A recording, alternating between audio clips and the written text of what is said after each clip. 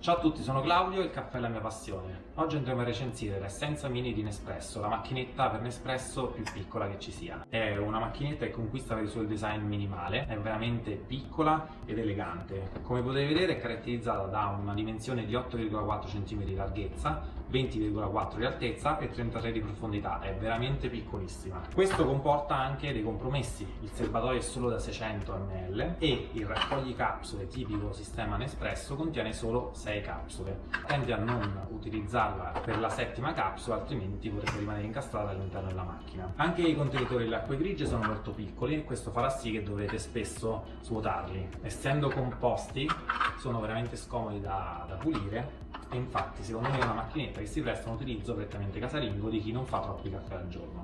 All'interno della confezione troviamo la macchina, le istruzioni e un astuccio contenente le capsule dei gusti principali della Nespresso. Di solito si trova anche un coupon per poter acquistare sul sito di Nespresso. Per quanto riguarda il consumo di questa macchina, l'assorbimento dichiarato da Nespresso è tra i 1200 e i 1310 watt. È sicuramente un assorbimento molto elevato e molto differente rispetto ad esempio alla Frog che ho recensito nell'altro video e che mi invitano ad andare a guardare, ma è anche un assorbimento che consente alla macchina in una prima accensione di essere pronta in soli 30 secondi, è veramente un dato molto veloce. Andiamo a vedere il funzionamento. La macchina è dotata di soli due tasti, basta premere uno qualsiasi per accendere la macchina. La macchina sarà pronta a temperatura e pronta a erogare il caffè una volta che i tasti avranno smesso di lampeggiare. I tasti sono due perché c'è il caffè corto e il caffè lungo. Questi tasti sono anche configurabili, quindi se uno ha piacere a trovare la sua lunghezza di caffè preferita, basta che in quell'erogazione di caffè andrà a tenerli premuti. Una volta rilasciato il tasto, la macchinetta imparerà a erogare secondo la lunghezza da voi richiesta. Avrete quindi la possibilità di avere due impostazioni di lunghezza predefinite. Per quanto riguarda il funzionamento, come tutte le macchinette Nespresso funzionano ovviamente a capsule Nespresso, sia Nespresso originali sia compatibili. Per quanto riguarda l'inserimento della capsula va appoggiata dall'alto, ma assolutamente non va pressato o premuto, altrimenti cadrà nel raccoglicapsule. Una volta appoggiata la capsula all'interno, andiamo a chiudere la leva e potremo andare a erogare il caffè con uno dei due tasti. Come possiamo vedere, l'altezza del beccuccio della macchinetta consente sia un utilizzo con una tazzina normale, sia con una tazza da cappuccino. È veramente un beccuccio posto abbastanza in alto in maniera tale che è comodo sia per un cappuccino sia per una tazza più grande.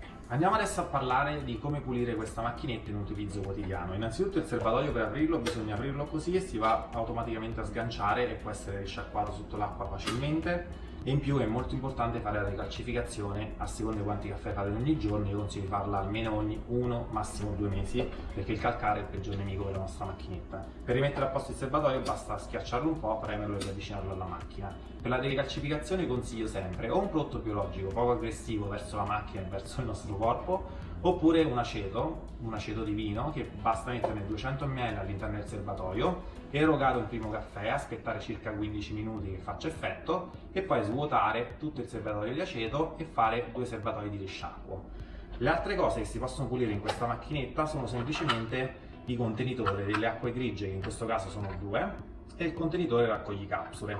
Io li trovo particolarmente scomodi perché sono veramente molto piccoli e si riempiono spesso. Inoltre il fatto che siano così frammentati fa sì che c'è sempre una forte possibilità di sporcarsi, dato il fatto che vanno appunto puliti spesso. Purtroppo non possiamo andare a pulire le altre componenti, infatti dopo un po' di utilizzo noterete che all'interno rimarranno dei pezzettini di alluminio che non sono proprio il massimo per la nostra salute, ma purtroppo non si riescono a pulire. Io al massimo provo a pulirli con uno scopettino partendo dall'alto, ma purtroppo non si può smontare la macchina con una pulizia più approfondita come invece può avvenire con una macchinetta a cialde che ha delle componenti removibili che, come vi ho mostrato nell'altro video che vi consiglio di andare a vedere, possono essere rimosse e pulite precisamente.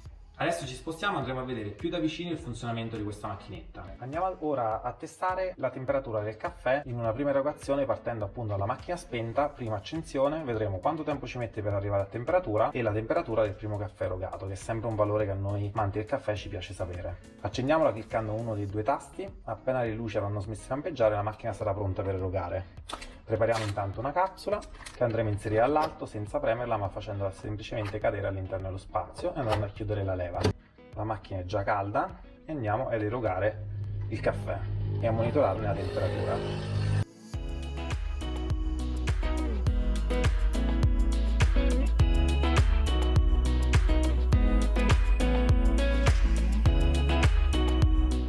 La temperatura raggiunta da questa prima erogazione di caffè è stata di circa 62 gradi.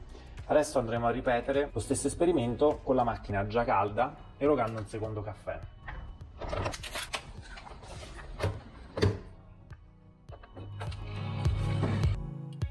Vedremo quindi a macchina calda la temperatura rilevata all'interno di questo secondo caffè. Tipicamente il riscaldamento della macchina nella seconda erogazione farà sì che il caffè sia leggermente più caldo. Vedremo di quanto.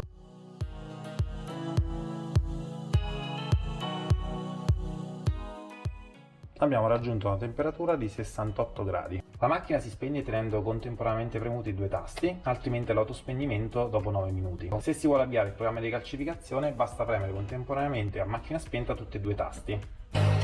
Come potete vedere inizieranno a lampeggiare in maniera alternata e sarà sinonimo che la macchina sta andando in modalità decalcificazione e regolerà tutto il serbatoio fino a quando non finirà l'acqua. Per quanto riguarda il prezzo, la macchina viene 99 euro di listino, ma si trova molto spesso a 89 o 79 e anche a volte a 69 in offerta. È un prezzo accettabile per la qualità della macchina. Concludiamo ora parlando dei pro e dei contro. Come avrete capito in questa recensione è una macchina che a me piace tantissimo sotto il profilo estetico, perché oggettivamente è una macchina molto minimal, molto bella e sta bene in qualsiasi cucina, quindi questo la rende fantastica. Inoltre è fantastico in 30 secondi sia già pronta per erogare un caffè, e inoltre il caffè fatto in formato Nespresso è sempre un buon caffè. Di contro una macchina che è così piccola che rende il serbatoio piccolo, il contenitore portacapsule o esauste è piccolo e quindi questo costringe spesso a riempire il serbatoio e a svuotare il portacapsule, e sono due operazioni sicuramente non molto simpatiche da fare, e proprio per questo è una macchina che vado a consigliare a chi fa pochi caffè al giorno ma ama il suo design. Vi ringrazio per aver guardato questo video, vi chiedo semplicemente di sostenermi iscrivendovi al canale premendo il tasto rosso qui sotto e attivando la campanella e mettendo mi piace a questo video. Capirò che il video vi è piaciuto e avrete voglia di vedere altre recensioni come questa. Presto vi porterò sul canale la recensione della Nespresso Inissia, macchinetta antesignana di questa essenza mini, leggermente più grande ma con delle funzioni che sicuramente apprezzerete, ma vi rimando all'altro video.